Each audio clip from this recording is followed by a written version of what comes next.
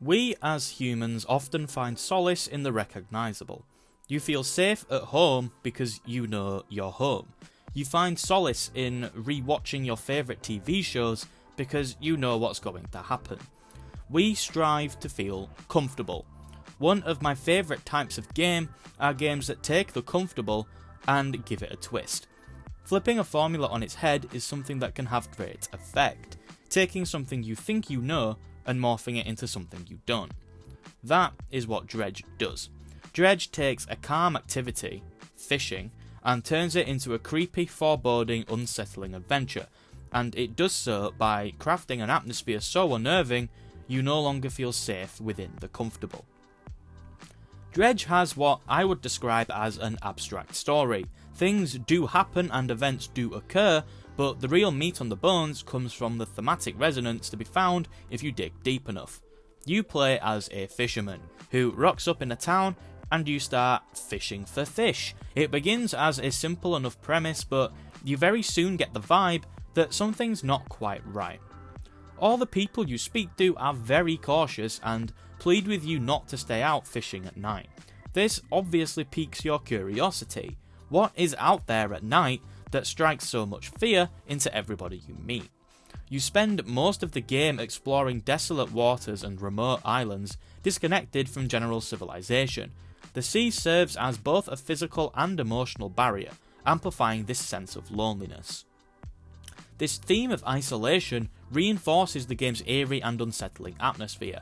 Your solitude creates a constant tension, with the vast empty ocean feeling oppressive and haunting. The lack of human connection or safety nets further immerses you in a world where you must fend for yourself. Dredge delves into themes of existential dread, where the characters and the world seem to teeter on the brink of some unknown abyss. The underlying fear of the ocean's depths and what they might hold reflects this existential anxiety. This enhances the game's psychological horror. The vastness of the ocean, combined with the unknown threats lurking beneath, evoke a fear of the unknown. This fear is not just of physical danger, but of something deeper and more metaphysical. The sense that the world is indifferent, and that there are forces beyond human understanding or control. In October, we spoke about cosmic horror in Still Wakes the Deep. Well, Dredge hints at this too. The true nature of the world is hidden beneath layers of mystery, and what little is revealed is terrifying. The ocean itself is a metaphor for the unknowable. Its depths are dark, vast, and full of secrets that may drive one mad if they fully understood them. This theme is crucial in building the game's oppressive and suspenseful atmosphere. The sense that something incomprehensible and malevolent lies just out of sight keeps you in a state of limbo and tension. This is amplified by the game's very subtle storytelling, where much is left unsaid, allowing your imagination to fill in the terrifying blanks. The constant feeling of something lurking beneath the surface keeps you on edge. I touched upon the characters you speak to earlier being cautious and wary, and I just wanted to circle back to that point for just a moment. The characters in this game exhibit signs of madness, whether from isolation, fear, or a direct influence of the mysterious forces at play. This descent into madness is a common theme of cosmic horror, where the human mind is often unable to cope with the truth of the universe. If you've ever heard the phrase ignorance is bliss, then this game is the embodiment of that. This theme of madness adds to the game's disturbing atmosphere. As you uncover more of the world's secrets, you too may feel a creeping unease, questioning reality and your own comprehension of what you know about this world. The game's narrative and visual cues, such as distorted environments and unsettling dialogue, reinforce this sense of mental unravelling. Dredge blurs the line between natural and supernatural elements. The ocean, a natural environment, is depicted as almost sentient and malevolent, with supernatural occurrences that defy logic. The ocean doesn't feel like this static denominator that serves as the backdrop. The ocean feels alive, and as long as you're on it, you never feel 100% truly safe.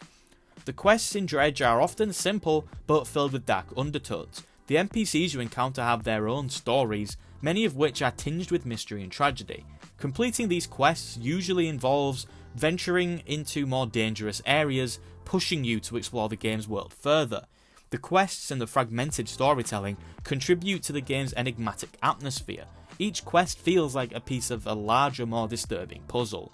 urging you to dig deeper into the game's lore. This narrative structure, combined with the risky gameplay, reinforces this feeling that you're uncovering something that perhaps should have been best left alone. This blending of the natural and supernatural enhances the game's eerie and otherworldly atmosphere.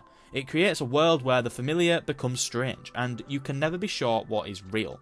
At night, you see a lot of shit, and a lot of the time, it's never overtly clear whether you see hallucinations or if the ocean is really that messed up. The unpredictability of these elements keeps you in a constant state of anxiety, as the ordinary world is corrupted by dark otherworldly forces.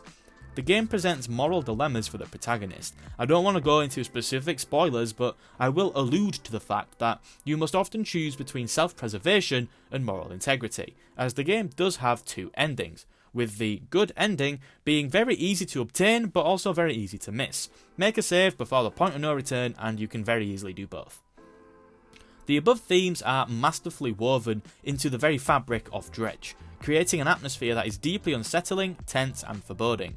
The combination of these elements keeps you on edge, constantly aware that you are navigating not just a physical world of danger, but also a psychological and existential one that challenges your perceptions and emotions.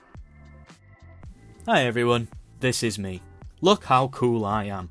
Just wanted to take a quick break from the video to say that if you're enjoying the content, then to please check out some of the other videos on the channel if they look interesting to you. You'd be doing yourself a favour if you really think about it. I even have a playlist with some of my best videos, so they're easy viewing. Thanks guys, back to the video. When you play Dredge, the gameplay mechanics are intricately designed to immerse you in its eerie atmospheric world, reinforcing the game's themes and mood at every turn. The core gameplay revolves around fishing, which initially seems like a simple repetitive task. You collect fish, you collect materials that can be used to further upgrade your boat, all pretty standard stuff for what seems on the surface a pretty chill fishing game. However, as you venture into different parts of the ocean, the mechanics subtly change. You start by catching mundane fish in familiar waters, but soon the catch becomes more unusual and the waters more dangerous. The act of fishing, which should feel routine, becomes a source of tension as you progress, with each cast of the line carrying a small sense of unease. A common tactic used to convey its theme is often emphasising the monotony. In other words, intentionally making sections of your game tedious in order to convey a message. Think about Persona 3.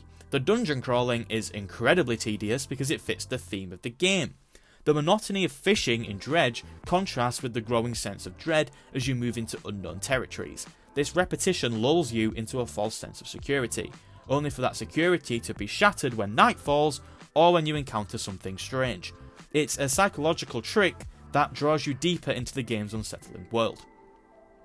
Dredge is split into two mini-games. In the daytime, it mostly is a fishing game. I don't recall having any real danger whilst the sun was shining, but at night time, it's no longer a fishing game. This day-night cycle is one of the most effective gameplay elements in creating tension. During the day, the waters are calm and manageable, but as night approaches, the atmosphere drastically shifts. The ocean becomes more dangerous, with mysterious creatures emerging from the depths, and visibility drops, increasing the risk of disaster.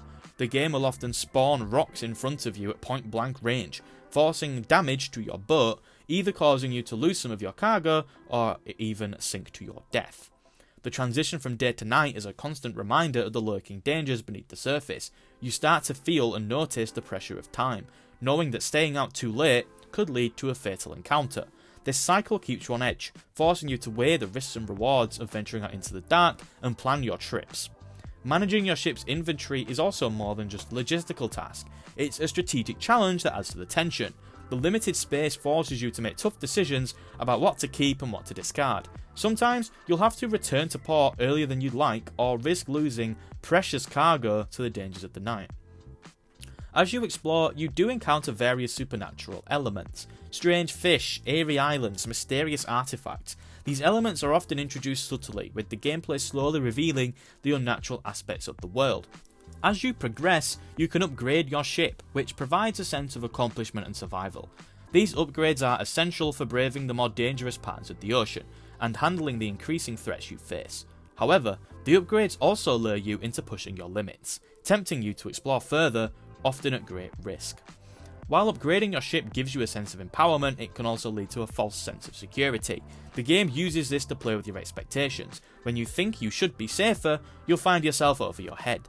The balance between empowerment and vulnerability adds more depth to the game's tension, making your decisions feel weighty and consequential. The gameplay of Dredge is masterfully designed to reinforce its atmospheric tension. Every mechanic, from the seemingly mundane act of fishing to the high-stakes encounters with the unknown, work in tandem to create a cohesive experience that keeps you on edge. The gameplay doesn't just support the atmosphere, it actively builds it, making you feel like a small, vulnerable figure in a vast, uncaring ocean. This synergy between gameplay and atmosphere is what makes Dredge such a compelling and haunting experience. Thank you for making it to the end of this video. I hope that you did enjoy it. If you did, then please consider leaving a like, as if you like something, that makes sense to do.